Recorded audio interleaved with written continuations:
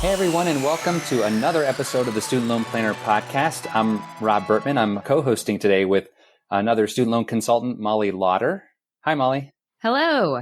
Now, some people don't know that they probably call you Molly Laughter because your last name is spelled like laughter. I'm sure you get that quite a bit. It is. It's actually Lauder, but I'll respond to laughter. So that works too. Okay, right. I learned that the hard way, just for those of you listening out there. Today, we're going to talk about whether to invest while you're in school. It's been a topic that we've been hearing a lot about. You know, obviously, Molly, we've heard a bunch in the news, the normal news cycle about how popular investing is becoming. And the question is, should you be doing it during school or not? And if so, what are some of the pros and cons? And what are some of the better ways to go about that? So Molly and I are both CFA, CFPs. Molly is also a CSLP and MBA. So we're not just student loan schmoes. We are actually know what we're doing a little bit, hopefully. But I always have to put the disclaimer, although just that this is not considered financial advice. Anything we're talking about today, this is not investment advice. This is not financial advice, but we will cover some ground in some of those areas. But you'll have to do what's best for your specific situation.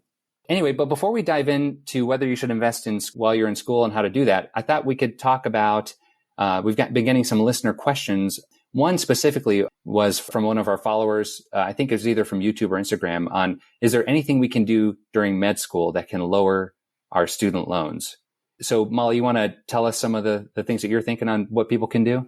Yes, absolutely. I always think about the background of a question like this because, you know, what was this person really asking? And I think my opinion of it is, how do I walk out of med school, law school, even college with the lowest possible balance? So our general feeling is, and this is why we're here and why we do what we do, is that we don't want you to get caught up in that, believe it or not. There's a lot you can do in terms of payment methods and how you can pay off your loans once you're out. We generally believe that you need to focus on becoming a doctor, becoming a college graduate, becoming a lawyer, more so than what your balance is. If you get too connected to that, I mean, some people will need to pay off their full student loan balance, but we can talk about income-driven plans. We can talk about public service loan forgiveness. There's a lot of options we can do regardless of what your balance is. If we just want a plain vanilla answer to the question, I mean, if you have a job while you're in grad school or undergrad, you know, you can always try to pay some of the interest potentially, or, you know, working part-time, if it's possible, you know, in something like medical school, you could try to take fewer loans out in the first place. But again, I'm not sure that's the question underneath the question. Rob, what do you think? Yeah, I mean, the best way to keep down med school loans is really, obviously, if you're in med school, you can't really side hustle while you're doing that because it's a full-time job. The most important thing is to graduate and become a practicing physician. But the best things people can do to keep their student loans low, just kind of the direct answer to the question, is obviously school choice, right? There are some really expensive med schools, especially the private ones, maybe in the Caribbean. In-state medical schools tend to be the least expensive and provide just a fine education in most cases. So school choice, and then also cost of living while you're in school or while you're in med school will matter. You know, obviously, if you go to NYU and you're living in Manhattan, you're going to take out a lot of student loans, not only for tuition, but to pay your rent and to get around the city and even just eat food, right?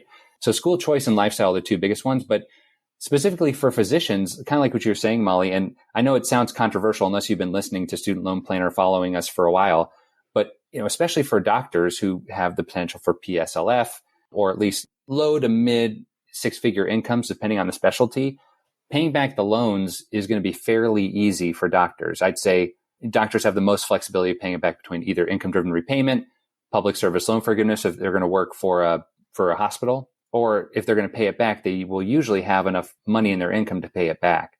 So kind of like what you were saying, Molly, it's totally weird to say it. I mean, I could tell you 5 years ago, before I started working at Student Loan Planner, I never would have said this. But just like you were saying, Molly, it might not actually matter to keep the med school loans low, depending on your path forward. Exactly. In general, you and I both are pretty anti-debt, so it's very strange to say that, but student loans are just a different beast.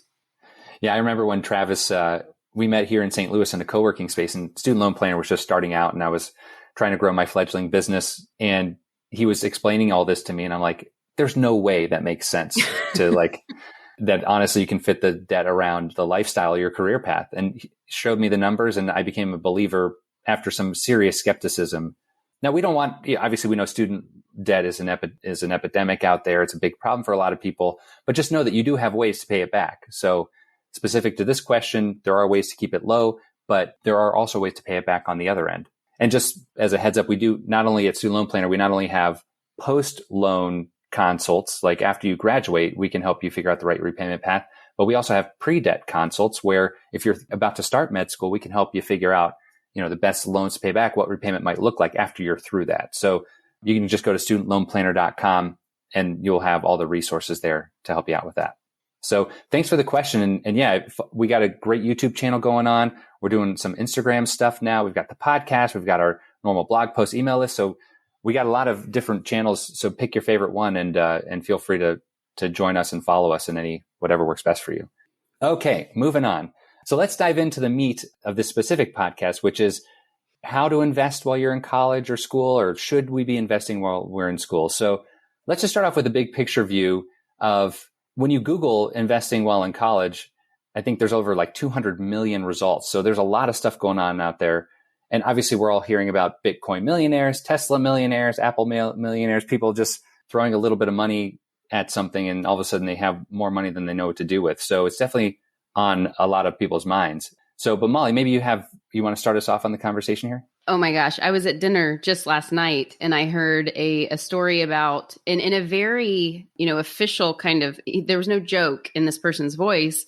It was, yeah, well, my husband's friend knows this guy who invested when Bitcoin was just starting out. He's been investing for 10, 12 years. So, he's made millions, he's lost millions, but I mean, it's just been a really successful thing for him. And that's just, it's very interesting from someone with both of our backgrounds to hear stories like that really regularly just at a dinner with friends. This wasn't on CNBC. It wasn't on MSNBC. It's sort of become part of all of our lives, hearing about these massive gains that people have experienced in the investing world. And it's tempting, that you want to get in and you want to get started with it. So that was my main point there. But we're hearing all kinds of stories like this. So if you are just starting out in school, maybe you have a little part-time job that doesn't distract too much from your studies, how can you get involved? Should you get involved? Rob, you started investing in stocks while in college, right? I did. Yeah. This was back in the late 90s. I was in college in the fall of 97 was my first year in college, and I graduated spring of 01. So my dad was really into investing, and this was during the tech bubble or the .com boom, right? Similar to now. It's very similar to now. I mean, everyone was investing, all these success stories. You see people buying fancy cars and just like talking about how they bought this stock and it went up 200%. And then they traded that, went into this other stock that went up 300%. So I was in college and started investing on my own. And I sort of realized that I thought I was a genius, right? Because here I am in college. I'm thinking, I don't need to worry about my studies. I can get whatever grades I want because I'm making a fortune trading stocks. I'm making much more money than the tuition costs for the school I'm going to. So my grades suffered big time. I thought I was a genius. And then of course, halfway through college was when the bubble burst, and I lost not only all the gains I had, but I lost most of the money I started with too. And it was a really kind of crazy time. I felt like such an idiot. How did I let this happen to myself? It's kind of like gambler's remorse a little bit. And like I said, my grades suffered a little bit too. It's like all I wanted to do was trade stocks. And I was also in an a cappella group at the time. And so I sing with the a cappella group, trade stocks, worry about school later. Well, it's a couple of things I realized, actually. Let me start with my realizations, is that if someone is going to be investing while in school, they have to be super disciplined. I wish I was more disciplined. You have to put in a lot of time. Like if you're picking individual stocks or examining individual cryptocurrencies or whatever, what I now understand is that there are super duper smart people with billions of dollars in resources behind them. And they're on the other side of a lot of these trades I'm doing. So here I am in my college dorm room thinking I'm a genius with my internet access and my trading platform, but yet I was just a total amateur. But I think there are some benefits to starting investing early. I mean, this on the flip side, like this helped me launch into my career in securities analysis and investment analysis because I realized I'm an idiot. I don't know what I'm doing. I should probably learn about this a little bit deeper. And I love that investing has become so accessible to so many people these days. And I love that. but I think there's a lot of good that comes with it and a lot of bad that comes with it. So maybe with that in mind, maybe we'll jump into the pros and cons. So Molly, why don't you start off telling us some of the pros of investing while in school? Yeah, the easiest thing, if anyone listening hasn't heard of compounding interest before, the reason why anybody you talk to about investing talks about your quote unquote time horizon is that the longer you're in the game, whether you're winning, losing, as long as you don't go to zero or negative numbers, then generally speaking, the market moves up and to the right. So if you're thinking about a chart, we're talking about a diagonal line that moves up and to the right, meaning it's gaining. You're making some money. And so a long time horizon, I mean, if you start at 18, you can do some really nerdy math and see what just saving, $1,000 a year or something from 18 to 68 and it getting a reasonable rate of return, it's amazing the amount of money that you can end up with getting started early. So the time is a no-brainer, but generally, I don't know if everyone listening has heard time horizon before, but that's why if you have the ability to save young, it just makes your future wealth leaps and bounds higher than it would have been if you start when you're 40 or 50 years old. Just like Rob, just like you were just talking about, you gain experience, and maybe you've invested $20 or $50 a month or $100 a week or whatever you're able to do. Well, if you lose that, it doesn't feel great, but you're also a little distracted with school. So you're not going to feel really horribly about it. And you're going to learn something every single time you make a mistake. You'll see that while everybody's saying on the internet that all you do is put money in and things go up, like AMC, the movie theater stock that was trading for a while, you might put it in and it immediately goes to zero. So, I mean, your own experience is really important there. It's a really exciting time to invest right now because of all of this news, as long as you keep it within the right perspective. I don't know, Rob, do you have any thoughts? Yeah, it is super exciting. I would say that going back to gaining experience when the stakes are low, meaning that it's better to take your lumps when you don't have a lot of money, when you don't have kids to take care of or a house or a mortgage. And where like, if you lose it, it really disrupts not only your life, but those people that are dependent upon you, whether it's a spouse or kids or whatever, parents, even in some cases. Starting early too helps you realize your psychology. So there's a lot about behavioral finance and investment psychology, kind of like, sitting at the blackjack table and you're up $100. Do you keep going or do you pull your chips off the table? Or maybe you meant to lose $100 and now you're down 90 and you just lost 100. Do you put more money on the table and go deeper in, or do you try to claw your way back? So all this stuff is really important to learn because, as we know, market just doesn't go straight up. It has over the past couple of years, but in general, there's a lot of volatility. So if you can get in tune with your psychology of staying in the game during the peaks and valleys of the market and putting more when things are down and everything like that, if you can learn that while there's not a lot at stake, you'll be much more attuned to make more as your assets grow over time. That's a great point. Just the behavioral aspects of investing, because everything that you just said, Rob, it really resonates. And I actually got an email about this just today, is when it comes to building a portfolio or choosing what stocks you're interested in, what percentage of your portfolio you put in each stock or in each asset class is much less important than your ability to remain invested. Even in the worst times when you're worried the world is going to zero. I mean, if you want to make more money than your bank account or your savings account, which right now is basically nothing, you have to take the risk and learn how to take the risk. But in general, we hate downturns drastically more than we enjoy the upside. And so to learn that those downsides are just part of the game at a younger age is so important. Yeah, and that kind of reminds me of I'm sure you know who Peter Lynch is. He's like a really famous investor who had one of the best track records in a mutual fund. This was going back probably 20 years at this point when he was at his peak. But over like a 20-year period or something like that, his fund had returned double-digit returns. But the average investor, because they had gotten out at the wrong time and gotten in too late with all the market volatility that happens over a long period of time, the average investor only earned like 3 or 4%. It's incredible. Yeah. So this guy knows. So even if you get out of the game at the wrong time or enter at the wrong time, instead of being systematic about investing, you're not going to make nearly as much as you would. And so, yeah, honing in with your own psychology on how you operate is really important. It's actually really easy today to do that, do what's called dollar cost averaging, or just slowly get into the market with all of these different account types that you can open that you can connect to your bank and maybe send $20 a week or send something automatically. Maybe that helps you a little bit from, selling everything and getting out. I don't know. I just thought about that. The link between your bank account and your investing account. If you can automate that, then maybe you can control your behavior a little bit more than just calling your advisor and telling them to sell everything. But that's another one of the pros here. It's so much easier to open an account and invest. You don't have to call 3 different financial advisors to buy 3 different mutual funds that cost you an arm and a leg anymore. I mean, there's so many easy ways to access, and we're going to talk about those a little bit later. There's not huge minimums anymore because of the competition amongst a lot of these companies. A lot of the trading fees don't exist that used to. I mean, it used to be $50 to $100 to buy a mutual fund, or what's called a load, where you have to pay an advisor just to purchase something. So it's just amazing how efficient investing has become. Yeah, for sure. I mean, when I first started investing, Schwab was kind of like the low cost broker, and it was still like $25 a trade. Oh, yeah. And so I was giving up a big percentage of my investments just to get in there, but I was making the money when the market was going up, that the transaction costs you minimal. But now you can invest, like you said, for free. Schwab does free.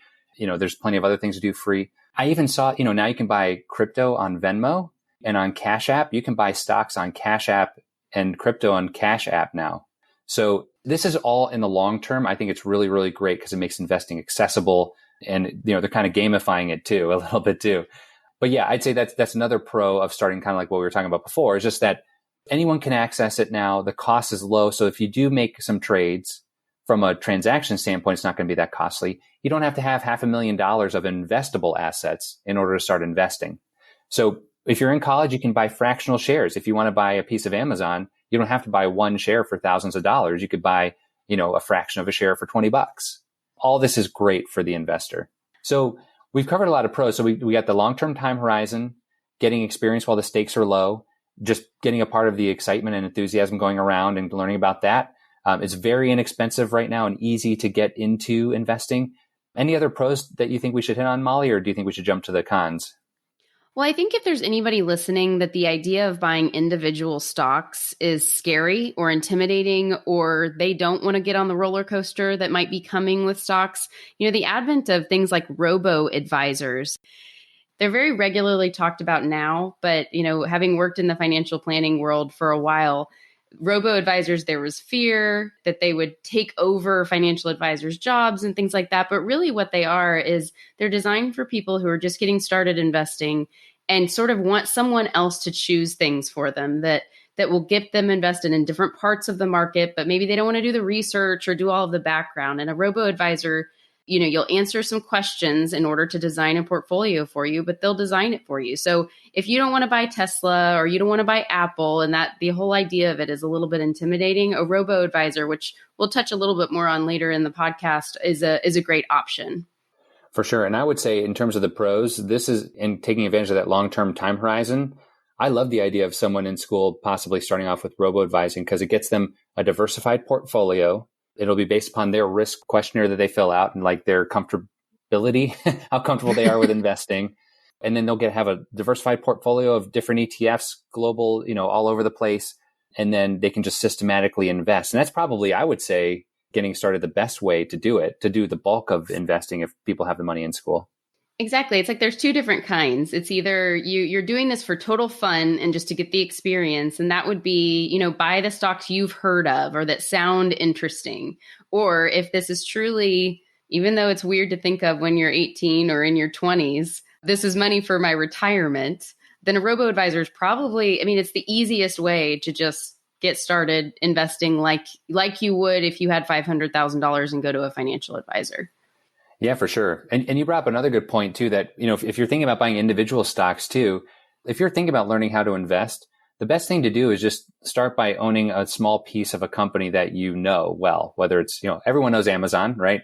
When I do my budget consults through Family Budget Expert, pretty much everyone has a large allocation to Amazon. So you could buy a piece of their stock. If they do well, then because of you and the billions of other people using them or millions of other people using them, then you participate. Or some people with kids, they like to own Disney because Disney has Marvel and Star Wars and Pixar, and they like to go to, Disneyland. So sometimes when I talk about parents introducing their kids to investing, buy things that they actually know and care about, and they can see that sometimes the news correlates with this, how the stock fluctuates, and sometimes it doesn't, just kind of getting used to that kind of a thing. So that's great, but definitely robo-advisor, diversification, low fee investing, that's very prevalent and a very great way to get started with the bulk of it. Yeah. So let's move on to cons, right? So we've gone over the good stuff, the stuff that starting early is probably the most important thing, one of the most important things in there. Now, when we talk about the cons of investing while in school, wherever you want to start, Marla, what do you think is the cons you want to talk about? I'm just looking at our list here, and I think it's kind of funny that we have more pros than cons. So you can tell we both like investing. Right, that's a good point. But kind of the no-brainer here is that college is really expensive. Grad school of any kind is really expensive. You also have to live, you have to eat, you have to get some books, whether they're used or new. So you might not feel like you have the money, and that's completely okay. I mean, you don't have to invest while you're in college. Yes, there are a lot of benefits, but you can certainly wait until you get your first bigger paycheck once you're done with school. For sure. I would say another one is, and this is what you already touched on, and I don't know if you want to say anything more, but it takes a lot of time. If you don't want to use something like a robo-advisor and you really want to look at the fundamentals of a stock, of why it's trading the way that it trades, for one, stocks don't always trade on the fundamentals or your understanding of the stock. If you see a lot of people in front of Home Depot and you buy Home Depot stock, if people are lining up to do home projects, that doesn't mean the stock's going to trade. If you understand, the intricacies of the company, it doesn't mean you're going to be successful when you buy it. So there's a lot of time and energy if you really want to dig into these companies, and that still might not even be enough to be successful. No question. I mean, I did a lot of research when I was in college, but I wasn't doing the right kind of research. I was looking at the underlying numbers and the fundamentals and looking at the chart. What has the stock done? Like, what has the stock price done? But I didn't realize that stocks basically trade based upon not what's actually going on now, but the expectation of what's going to happen and for how long.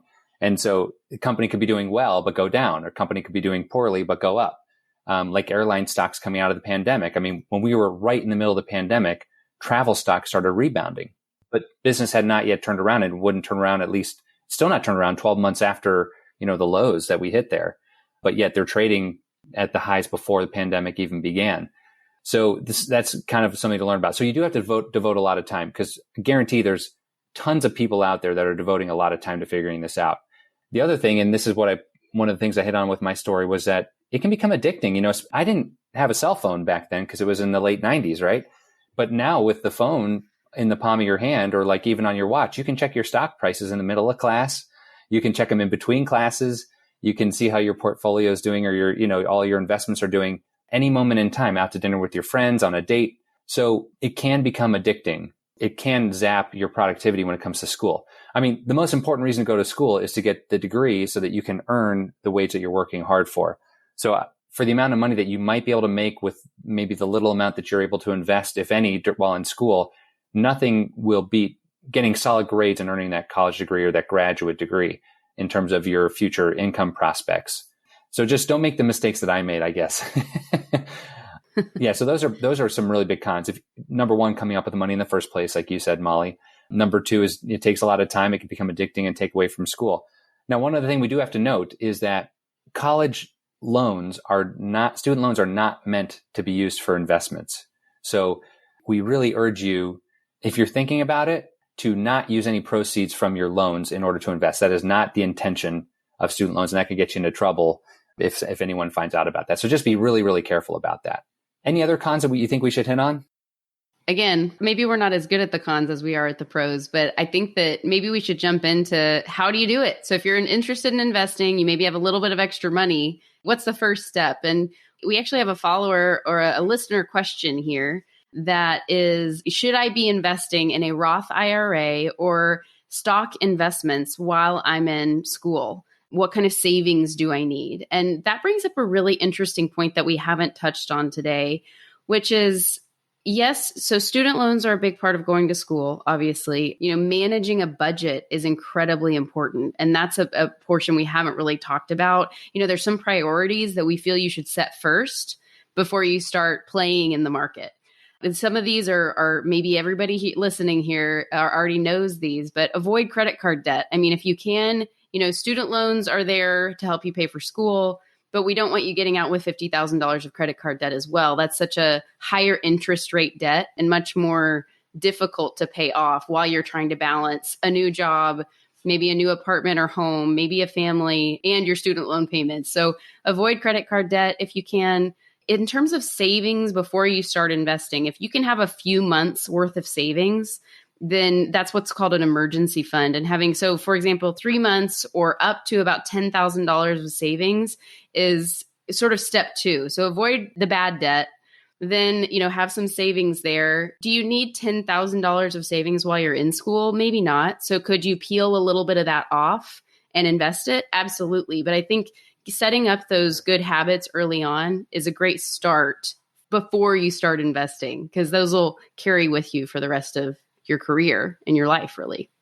For sure. I mean, over time, the stock market has wildly underperformed credit card interest rates. So paying off credit card debt is always number one. Plus, when people start getting comfortable with credit card debt, especially at a young age, it's sort of like the gateway drug into sort of financial instability is getting comfortable with credit card debt. We want to see you graduate credit card debt free with a little bit of money in the bank so you can move to wherever you need to move to get the job that you want to get, right? So you don't have to wait for that first paycheck or like go on credit card debt to bridge you until you get your first paycheck. So that's number one. So let's assume that people don't have any credit card debt. They've got a little bit of cash and savings, and they have a little bit of extra money. So there's a couple different accounts I can use, right? So there's the Roth IRA. There is what's called a brokerage account, which if you think about a brokerage account, it's kind of like a savings account, but you can invest in it like you would like an IRA. So you can buy stocks, you can buy exchange traded funds, ETFs, mutual funds in there, but you can tap it anytime you want. It's a taxable account that you can put in as much as you want and take out as much as you want. You'll pay taxes if there are any gains and stuff like that. But what do you think, Molly? Where should people start if they're in school? Should they start with a Roth or should they start with a brokerage account or another type of account?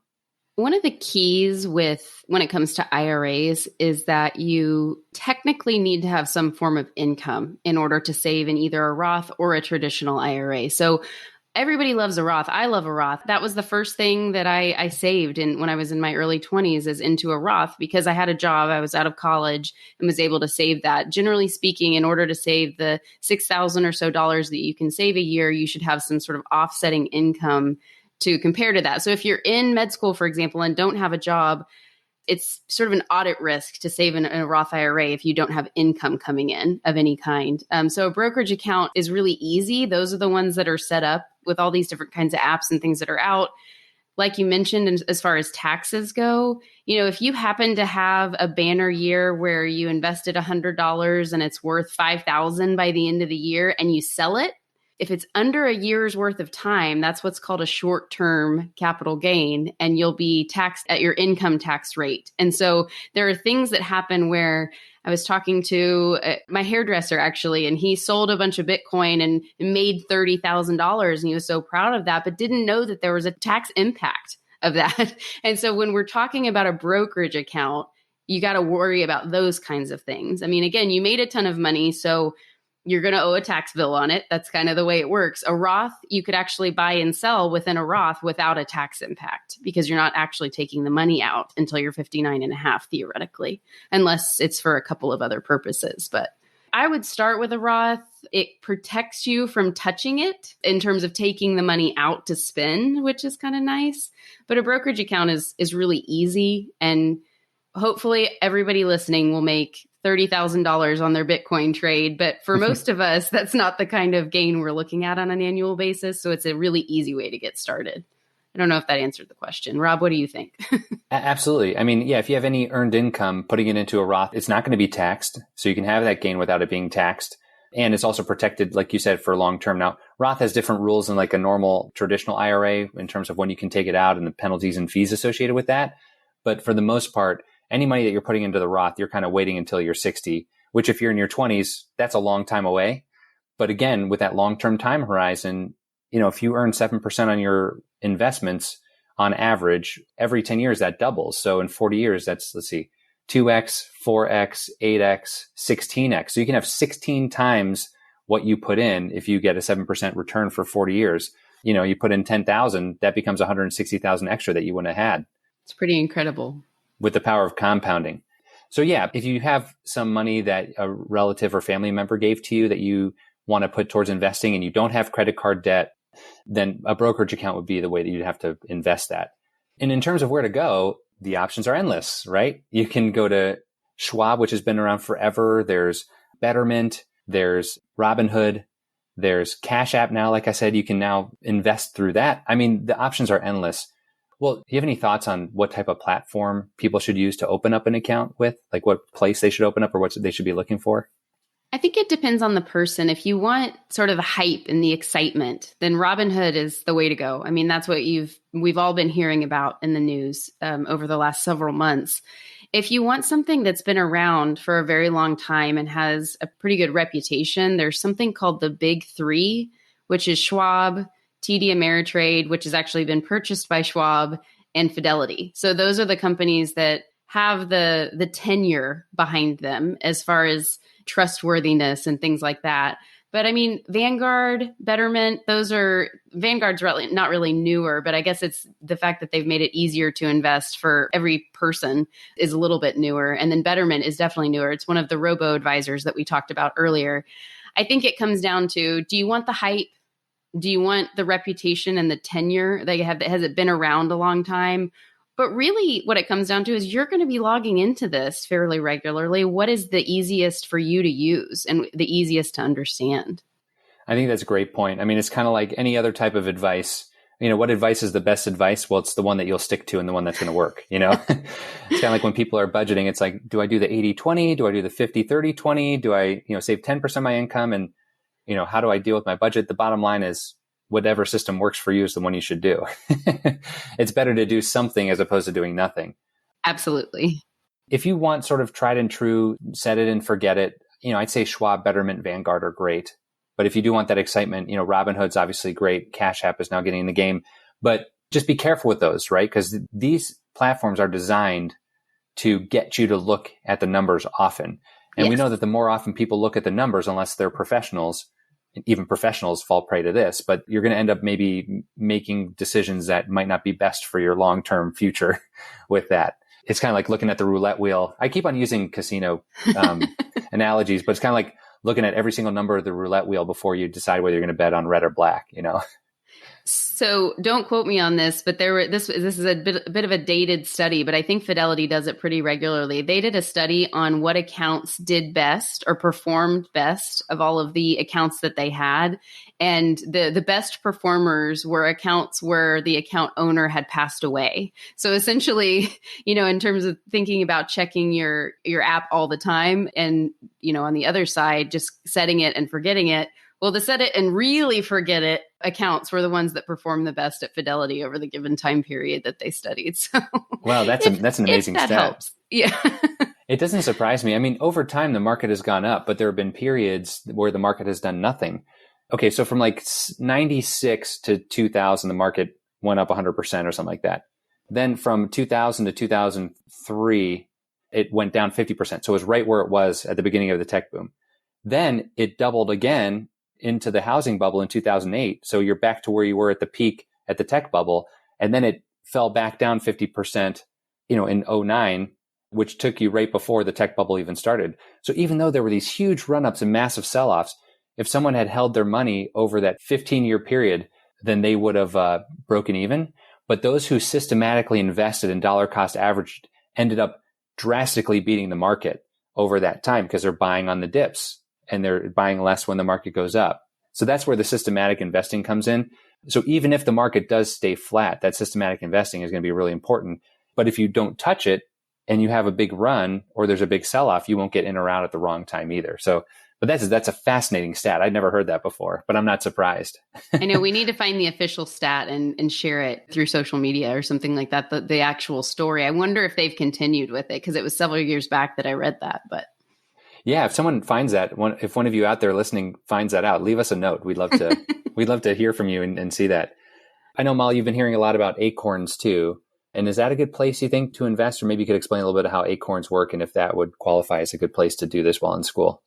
I have been hearing a lot about Acorns, and my understanding, I don't personally use Acorns, but it's a bunch of savings accounts at banks did this several years back, and maybe they still do, where essentially if you go and you buy a latte at Starbucks, then these systems like Acorns will round up to the nearest dollar and put that in a savings account for you.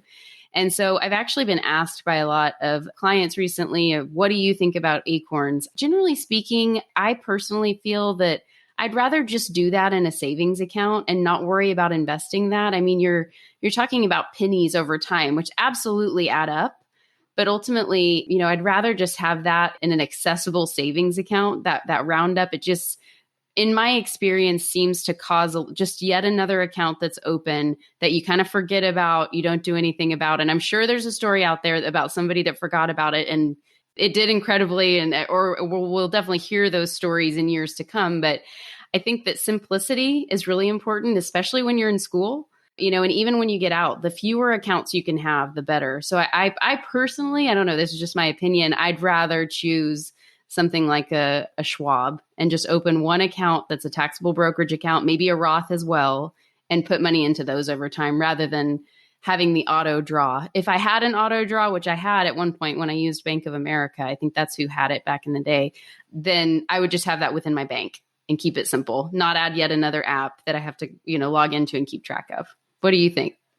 Yeah, I'm not a fan of Acorns. I think everything you said, and then a couple other things, is that it kind of gives you the illusion like you're saving money, but you're really not.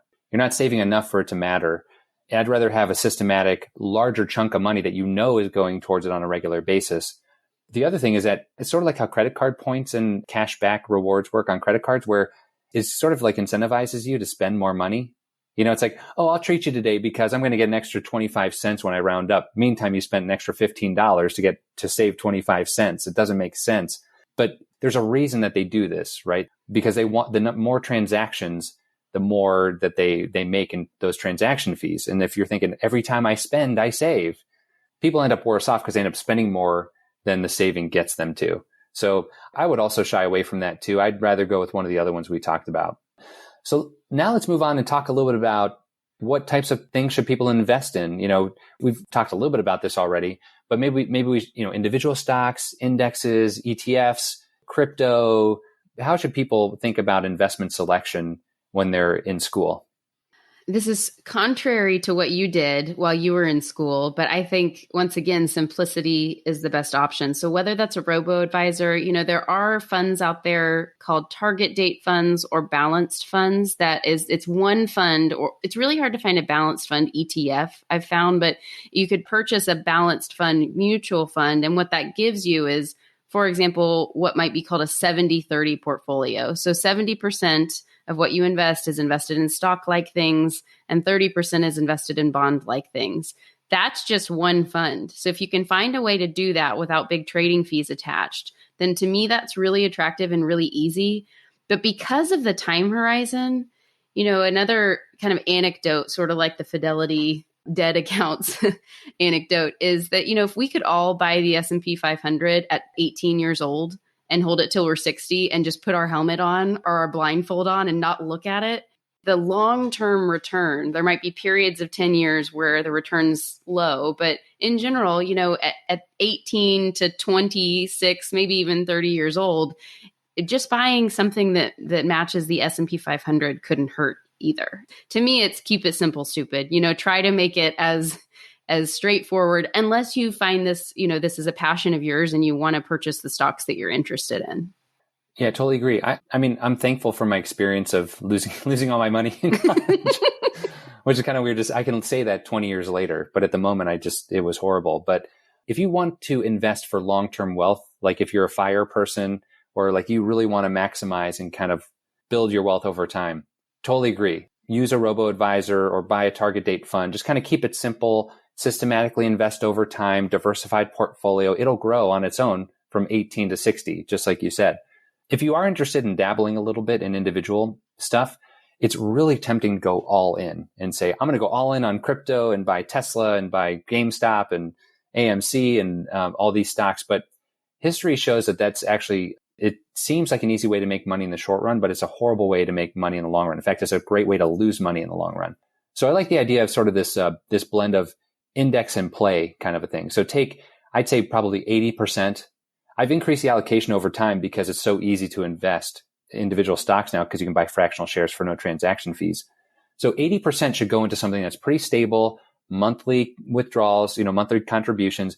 Take 20% and honestly do whatever you want with it. Learn about the stuff you're interested in, explore crypto if you're into that. I won't go into how I feel about the long-term prospects of it, whether it's good or bad. I won't do that. But if you're interested in it, just dabble a little bit, but you don't want to do it at the expense of your long-term retirement, because no one knows what's going to happen with any individual company in 20 years. I mean, Kodak no one listening to this podcast knows about Kodak, but they used to be like the company that you would invest in. They did film and cameras. And guess what? Digital came around in the early 2000s, late 90s, and they're wiped out, right?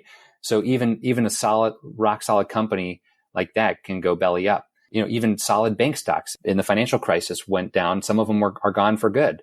And auto companies have gone bankrupt. Airline companies have gone bankrupt. And when they go bankrupt, that's a total wipeout. And with crypto, it's kind of in this exploratory phase where we don't know what's going to happen. So anyway, bottom line is definitely do the responsible thing and like the long-term wealth maximization thing of set it and forget it. But if you want to play a little bit, that's totally fine to do. Just to summarize some of our biggest points here. So, Rob, should you use proceeds from student loans to invest? Absolutely not.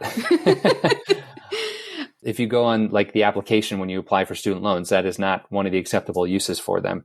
Nor is it for 529 plan proceeds if you're fortunate enough to have some of that stuff to go with you too. Only invest with money that it comes from another type of channel.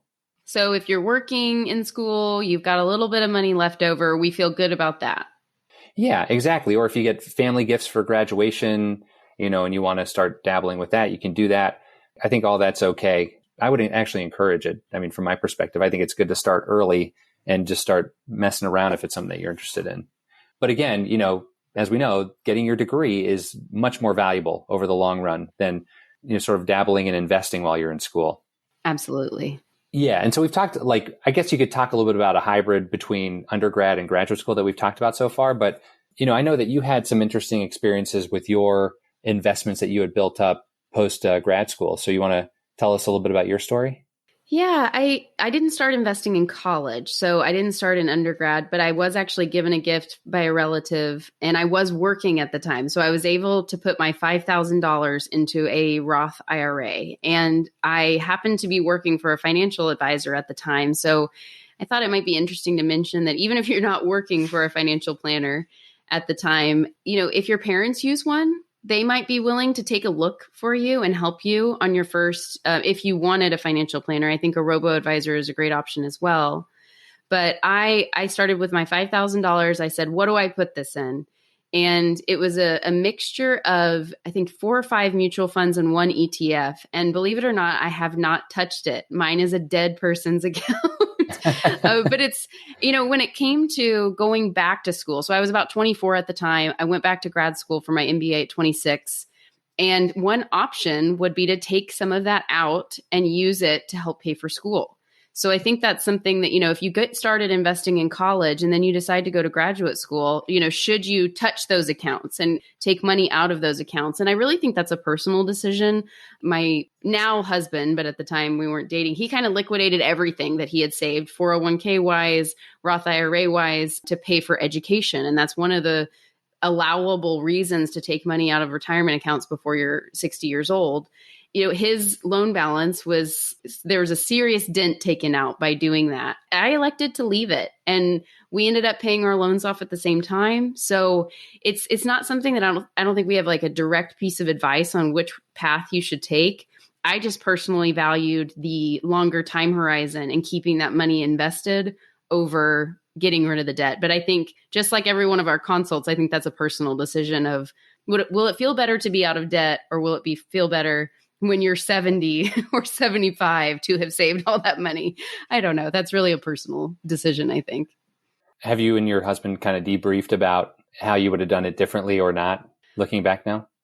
We talked about it right when we got out of school and what we were going to do. And he had he collected some watches. He sold his watches. I mean, he would have, I think sold the shirt off his back to be done with it. For me, that was a gift from a family member that even though I had the earned income and could have added the money to the Roth myself, I had a little bit of personal feelings about it. So I thought it was cool. I left my company after grad school to start my own business. So that put me behind. But for a while there, I was ahead of him in terms of my retirement savings. So I felt really good about that. It's good for competition, but ultimately we did talk about it a little, but I think it was really individual drivers that helped, make our decision for us. Yeah. Well, that's nice that both of you had the at least the ability to make the choice, right? Because you had invested early. And so you had the choice after grad school to say, should we do it or not? As opposed to not having started and not having that choice. Absolutely. So it's always better to have money left over and putting it away and have it grow. And then at least give yourself the choice of whether you want to be debt free soon or whether you want to have investments grow over the long term and maximize your wealth over the long run. Absolutely. Yeah, that's an interesting story for sure. So as we're wrapping up here, again, we've talked a lot about investing in school. There's a number of different ways to do it. One thing we didn't hit on just real quick would be socially responsible investing and ESG, environmental, social governance investing. So if you do have that kind of bend, you can look up SRI investing or ESG investing. Those are some other options for you can explore. Probably 10 years ago, I wouldn't have mentioned that because most of the companies were not going to make it. They were just sort of startups that, were burning cash. But now I think there's enough out there that could be a good move for you if that's something that's interesting to you. So words of caution, if you plan to invest while you're in school, understand that this could become a little bit addicting or it could take your time away from that. Again, don't use any money from your student loans to invest. We're in sort of a really, really exciting time now. So don't let the excitement of this really unusual low volatility uprise market in all areas blind you to the fact that the market could go down at 50% or not. We don't know, but just understand that is a risk and you got to know how to deal with that. The other thing, like I said earlier on too, is that there's like tons of people with billions of dollars and resources and teams of analysts that are investing out there. And so their odds are in their favor to win versus the individual investor. So and I know like the GameStop, the Reddit, for one day they had their moment, but trust me, I think that's a short-lived thing in my mind, for better or worse, right? What do you think, Molly? What else should we leave people with as we're wrapping up here? Yeah, I guess I'll just add to the end of or I guess it was the beginning of my story about my $5,000 that I was given. So it was a similar time. It was 07, 08. So it was right before the crash, which not to say that a crash is coming. We have no idea if a crash is coming. But if it were, and you decide to put some money in, my 5,000 went to 2,500. I've told this story on another podcast episode, but my 5,000 went to 2,500 within the first couple of months. And I looked at the financial planner I was working for and said, "What? Get it out. Get it. I don't want it in there anymore. Never mind." And he was there to tell me, you can take it out, but you won't get it back unless you reinvest it and wait. So I would not take it out. I would leave it there and it'll come back. And it's come back multiple fold, I think tenfold at this point. And so as far as volatility goes, it is coming. It's always been part of the market. Again, that's just part of the game. So if you want to get started investing and then your investment goes from $20 to $10, I've been there and you'll survive. I guess that's my takeaway. Yeah, that's a great point. I mean, especially when you're young, you can weather those kind of storms. That's not the kind of thing you want to happen when you're close to retirement. And obviously you would invest your investment allocation along there, but you can take risks now because you got a long time horizon. So I'm a big fan of investing early. I think it's really, really important. If you are interested in investing, we have a Student Loan Planner soon is going to be launching its investment course. We've had this out for a couple of years now, and every year there's some improvements made to it. So if you subscribe to the podcast or you're on our email list, you'll hear more about this investment course that we're going to be opening up in a little bit again. So just keep in mind for that so that you can learn how to do this even better while you're in school. Yeah. Any other final words to close out with here, Molly, before we leave our listeners here for the day? Not necessarily. I think just when it comes to investing, especially investing in your late teens or your 20s, it should be fun. Don't feel like you have to do it if you don't want to. If things go down, try to think of it as play money. If you're 50, maybe don't think of it that way, but just try to have fun with investing. And if you're able to do it, it has incredible dividends, I guess, pun intended, later in your life. For sure. And I guess one more thing I'll leave with too is that the best investors of all time, before they make an investment, they know their downside. Now, if you're just starting out, you might not know how to calculate that or what could happen, but just think about what is the downside if I make this investment. We all know what the upside could be, especially in this market, but those who think about the downside can protect against it and usually end up better over the long run. So Thanks for joining us here on the Student Loan Planner Podcast, Molly. This has been great to talk through this with you. And listeners, if you have any questions, please feel free to reach out to us. Subscribe to the podcast if you haven't already. And we look forward to talking with you again soon. Bye, everybody. Bye.